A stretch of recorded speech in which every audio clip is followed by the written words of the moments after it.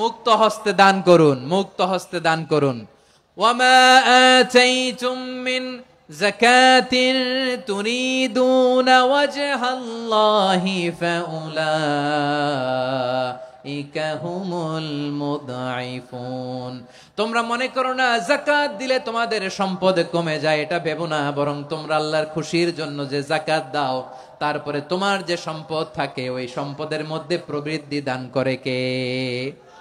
আপনি মনে করছেন দিলে কমে নাকি বাড়ে? বাড়ে। যেটা দান করেন কামাসালি হাব্বা আম্বাতাত সাবআ সানাবিলা ফি কুল্লি সুমবুলাতিন মিয়াতি হাব্বা। 1 টাকা দান করলে এটা চারা বীজের মতো, রূপে দিলে 7টা শীষ, প্রতি শীষে হয় শত শস্য দানা। আল্লাহ যারে চায় এরকম বাড়ায় দেয়, প্রবৃদ্ধি দেয়। সুবহানাল্লাহ। এজন্য মুক্ত হস্তে দান করতে রাজি আছেন? আগে আগে যাকাত ক্যালকুলেট করে রাখেন। আপনার যাকাত বর্ষ যদি পরেও হয়, দেরি করেও হয়, ধরেন যে প্রতি বছর মুহররমে দেন, আপনি আগে দিতে পারবেন। যাকাত অগ্রিম আদায় করা যায়। সুবহানাল্লাহ বলেন। বিষ্ণু ইসা ইসলাম রমাদানে এত দান করতেন, কানা আজওয়াদান নাস, কিন্তু রমাদানে আজওয়াদুন নাস আজওয়াদু বিল খাইরি মিনার রিহিল মুরসালা। প্রবাহিত বাতাসের চেয়ে বিশ্বনবী আরো বদান্যতা বেড়ে যেত।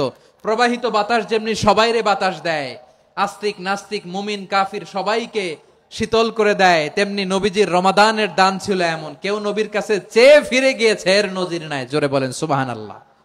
রমাদানে দান করব, ইফতার শেয়ার করব। কাউকে ইফতারি করালে সারাদিন রোজা রেখে তার যে সওয়াব, আপনি ইফতার করানোর কারণে আপনার আমলনামায় ওই সওয়াব আল্লাহ ঢুকাই দিবেন। পড়েন সুবহানাল্লাহ। সাহাবারা বললেন, নবী আমরা গরিব মানুষ, ইফতারি খাওয়ানোর পয়সা নাই।